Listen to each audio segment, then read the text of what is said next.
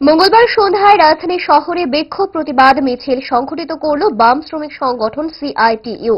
মূলত বিদ্যুতের বেসরকারীকরণ এবং চণ্ডীগড়ে আন্দোলনরত বিদ্যুৎ কর্মীদের আন্দোলনে এজমা প্রয়োগ সহ বিজেপি সরকারের দমন পীড়নের প্রতিবাদ জানিয়েই এই বিক্ষোভ মিছিল সংঘটিত করে সংগঠনের কর্মী সমর্থকেরা। দেশের বিদ্যুৎ ফেডারেশন বিদ্যুৎ বেসরকারীকরণের প্রতিবাদ জানিয়ে 1 মাস ব্যাপী লাগাতার ধারাবাহিক আন্দোলন চালিয়ে আসছে। তাদের এই আন্দোলনের প্রতি সংহতি জানিয়ে সিআইটিইউর রাজ্য দপ্তর থেকে শুরু করে এই মিছিল কর্মসূচি।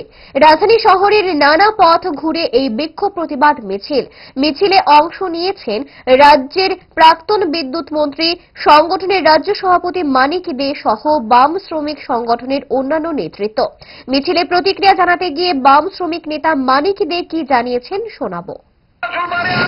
আগামীকাল তারা সেখানে সরকারি প্রশাসনের জুড়ে জনগণের প্রতিবাদকে উপেক্ষা করে সেখানে একতরফাভাবে এই চণ্ডীগড়ের যে বিদ্যুৎ ক্ষেত্রগুলো বেসরকারি হাতে তুলে দেবে 1 জানুয়ারি থেকে 2025 সাল।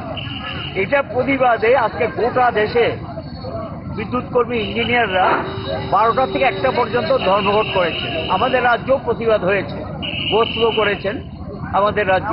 আজকে এটা প্রতিবাদে Tripura employees coordination committee, Tripura বিদ্যুৎ কর্মী ইউনিয়ন, সিআইটিইউ যৌথভাবে এই বিদ্যুৎ ক্ষেত্রকে বেসরকারীকরণ করা প্রতিবাদে আমরা ভারতবর্ষের সঙ্গে ত্রিপুরা সামিল হয়েছি এবং এই প্রতিবাদ মিছিল সংগঠিত করা হচ্ছে।